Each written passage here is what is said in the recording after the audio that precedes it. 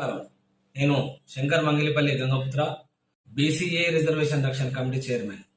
గత 2 రోజుల క్రితము తెలంగాణ రాష్ట్ర క్రీడా శాఖ మంత్రివర్యులు శ్రీ వాకిటి శ్రీహరి గారు ఒక మంత్రి హోదాలో ఉండి ఒక కులానికి ప్రతినిధిగా, ఒక కుల సంఘం అధ్యక్షుడిగా వాళ్ళ కుల సంఘాల ప్రతినిధులను తీసుకొని వెళ్ళి బీసీఏలో వారి కులాన్ని కలపాలని ఆయన ప్రతిపాదనలు చేయడము, వారిని బీసీ కమిషన్ని ఒత్తిడి పెంచే విధంగా, వారిపైన రాజకీయ ప్రభావాలు చూపించే విధంగా ప్రయత్నం చేయడం సిగ్గుచేటు.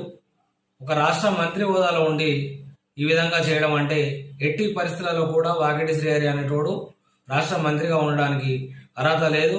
వారిని ఒక కుల సంఘం నాయకుడిగా గుర్తించాలి. వారిని వెంటనే మంత్రి పదవి నుంచి తొలగించాలి. ఎందుకంటే ఎంతసేపు ఉన్నా కూడా మేము ఎక్కువ సంఖ్యలో ఉన్నాం, మేము మా సంఖ్య ఎక్కువ ఉన్నది, ముదిరాజ్ జనాభా ఎక్కువ ఉన్నది కాబట్టి మమ్మల్ని బీసీఏలో కలపాలని అంటున్నారు. బీసీఏలో ఉన్నటువంటి 58 కులాలకు పైగా అత్యంత వెనుకబడినటువంటి కుల వృత్తులు కలిగినటువంటి అర్ధ సంచార జాతులు ఉన్నటువంటి కులాలు, కేవలము 1 ఎకరం 2 ఎకరాల భూములు లేని కులాలు, కుటుంబాలు ఎన్నో ఉన్నాయి. అటువంటి కులాలు ఉన్నటువంటి బీసీఏ జాబితాలోకి రాజకీయంగా, ఆర్థికంగా, సామాజికంగా బలంగా ఉన్నటువంటి ఒక ముదిరాజు సమాజము రావడానికి ప్రయత్నం చేయడం అంటే సిగ్గుచేటు. ఎంతసేపు ఉన్నా మేము మత్స్యకారులము అని చెప్పుకునే ప్రయత్నం చేస్తున్నారు. వారి కుల వృత్తి ఏమిటి అసలుకి? వారు పండ్లు ఫలాలు సేకరణ చేసుకునే వాళ్ళు, సెక్యూరిటీలు అంటే కాపలాదారులు, బంట్లుగా ఉన్నటువంటి వారు మత్స్యకారుల జాబితాలో చేరడానికి తీవ్రంగా ప్రయత్నం చేస్తూ అక్రమంగా ప్రభుత్వాలని వీళ్ళ జనసంఖ్యను చూపించి ప్రలోభాలకు గురి చేస్తూ ఓటు బ్యాంకును చూపించుకుంటూ అక్రమంగా జీవోలు తెచ్చుకొని సంప్రదాయ మత్స్యకారులైనటువంటి గంగపుత్రుల కులవృత్తిలోకి అక్రమంగా చొరబాట్లు చేస్తూ ఈరోజు అత్యధిక జనాభా ఉన్నామని చెప్పి ప్రభుత్వాలను చూపించుకొని బీసీఏ రిజర్వేషన్లో కూడా చొరబడడానికి ప్రయత్నం చేస్తున్నారు. అంటే సంప్రదాయ మత్స్యకారులైనటువంటి గంగపుత్రుల కులవృత్తిలోకి చొరబడడం ద్వారా వాళ్ళ కూడా మత్స్యకారులు అని చెప్పుకునే ప్రయత్నం చేస్తున్నారు. రాజకీయ నాయకుల నోటితోటి ఓట్లకు కోసమే చూసే రాజకీయ నాయకులతోటి మేము మత్స్యకారులం అని చెప్పించుకొని గత 10 సంవత్సరాల కాలంలో అక్రమంగా మత్స్యకారుల యొక్క కులవృత్తిని దోపిడీ చేసి వాళ్ళ ఆర్థికంగా చితికిపోవడానికి, సామాజికంగా వెనుకబాటు కావడానికి కారణమైన ముదిరాజు సామాజిక వర్గం ఎవడు రాజకీయంగా ఎదిగినా కూడా కేవలం వాళ్ళ కులం కోసమే పనిచేస్తారని మన బీసీలో ఉన్నటువంటి కులాలు ఒకసారి ఆలోచన చేయాలి. బీసీఏ రిజర్వేషన్లో ఉన్నటువంటి కులాలు ఎవరెవరు? చాకలి, మంగలి, వడ్డెర, పూసల, ఇంకా బుడబుక్కల, వంశరాజులు, ఇంకా పేరు చెప్పుకోలేనటువంటి ఎన్నో కులాలు కూడా ఈ యొక్క కులాల జాబితాలో ఉన్నాయి. వీళ్ళ కులాల ఓట్లతోటి గెలిచినటువంటి ముదిరాజులు ప్రతినిత్యము ఎవరు రాజకీయంగా అయినా, ఎవడు మంత్రి అయినా, ఎవడు ఎమ్మెల్యే అయినా, ఎవడు కార్పొరేషన్ చైర్మన్ అయినా కూడా కేవలం వాళ్ళ కులం కోసం పనిచేసుకుంటున్నారు. మనం ఓట్లేసే వాళ్ళకు కనీసం మనం బుద్ధి తెచ్చుకోవాల్సిన అవసరం ఉన్నది. బీసీలో ఉన్న కులాలు బీసీడీలో ఉన్నటువంటి ముదిరాజులకు ఓటేయడం ద్వారా కేవలం మన మీదకి మనమే ఎగదోసుకుంటున్నట్టుగా ఉన్నది. కాబట్టి బీసీలో ఉన్నటువంటి కులాలందరూ మేలుకోవాల్సిన అవసరం ఉన్నది. వెంటనే ఎవరైతే వాకిటి శ్రీహరి ఉన్నాడో ఆయన దిష్టి బొమ్మలు దహనం చేయాల్సిన అవసరం ఉన్నది. వారిని మంత్రి పదవి నుంచి తొలగించాలని అన్ని కులాలు ఏకమై గలాన్ని వినిపించాల్సిన అవసరం ఉన్నది. ఇక మీదట ముదిరాజులకు ఈ బీసీలో ఉన్నటువంటి ఏ కులం కూడా ఓటు వేయదు అని నిర్ణయించుకోవాల్సిన అవసరం ఉన్నది. అన్ని బీసీ సంఘాలు కూడా ఈ యొక్క అంశాల పట్ల స్పందించాల్సిన అవసరం ఉన్నది.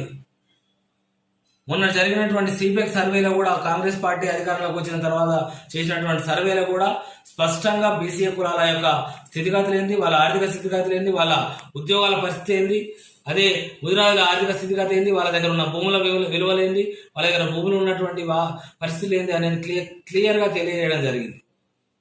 కేవలం మత్స్యకారుల జాబితాలో ఉన్నాము, మాకు జీవో నెంబర్ 98 తోటి మమ్మల్ని మత్స్యకారులకు గుర్తించారు అని చెప్పి చెప్పుకొని దోపిడీ చేయడానికి ప్రయత్నం, దొంగ సర్టిఫికేట్లతోటి బీసీఏ కులాల వృత్తి రిజర్వేషన్లని, ఉద్యోగ రిజర్వేషన్లని కొల్లగొట్టడానికి చేయడం తప్పితే, విద్యా ఉద్యోగ అవకాశాలను కొల్లగొట్టడం తప్పితే ఎట్టి పరిస్థితుల్లో కూడా వీళ్ళు ఈ యొక్క బీసీ సమాజంలో ఉండడానికి అర్హులే కాదు. ఎన్నో పర్యాలు కూడా హెచ్చరించడం జరిగింది. అరే మీరు బీసీలలో ఎక్కువ సంఖ్య ఉన్నారు, అంత ఎక్కువ సంఖ్య ఉన్నోళ్ళు, ఇంత తక్కువ సంఖ్య ఉన్నోళ్ళు, ఇంత చితికిపోయిన కులాలు ఉన్నటువంటి జాబితాలకు ఎట్లా అవుతానికి ప్రయత్నం చేస్తున్నారు? మీరు కేవలం రాజకీయంగా బలంగా ఉన్నారని, అత్యధిక సంఖ్య ఉన్నారని చూపించుకొని ప్రయత్నం చేసి ఈ కులాలని ఇంకా దిగజారుస్తున్నారు. High court మెట్లెక్కిస్తారు, supreme court మెట్లెక్కిస్తారు. ఈ కులాలు కొట్లాడలేక మీతో కొట్లాడలేక మా కుల వృత్తులను కోల్పోతున్నాం. మీరు ముదిరాజులు బీసీలలో ఉండడానికి అర్హులు కాదు. ఈ కులాలని అత్యంత ఇంకా వెనుకబాటుకు వాళ్ళ వృత్తిని దోపిడీ చేస్తూ వాళ్ళ రిజర్వేషన్ విద్యా ఉద్యోగ అవకాశాలను దోపిడీ చేస్తున్నారు. మీరు మంత్రులుగా అయితే ఈ యొక్క కులాల కోసం మీ యొక్క కులం కోసమే అయినరా మంత్రి, ఎందుకు ఆలోచించారు? ఈటల రాజేందర్ మంత్రిగా ఉన్నప్పుడు అట్లనే చేసిండు. జీవో నెంబర్ 6 అని మత్స్యకారుల సంప్రదాయ మత్స్యకారుల కులవృత్తిని దోపిడీ చేయించిండు. బండా ప్రకాష్ రాజ్యసభ సభ్యుడు ఉంటే అనునిత్యం మత్స్యశాఖలో ఉండి కొత్త జీవోలు తెప్పించుకున్నాడు మీ మత్స్యకారులం అని చెప్పి. మీరు ఎంతసేపు ఉన్న రాజ్యంలో ఉన్నంతసేపు మీ కులం కోసం పని చేసుకుంటారు. అటువంటిప్పుడు మీరు బీసీలు అని చెప్పుకోవడానికి మీకు అర్హత లేదు.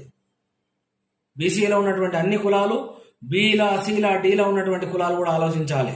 బీసీడీ 19లో ఉన్నారు. మొత్తం బీసీల జాబితా చూసుకుంటే 79వ కులంగా ఉన్నారు. 79లో ఉన్నోడు ఒక్కటో కులంలోకి రావడానికి ప్రయత్నం చేస్తున్నారు.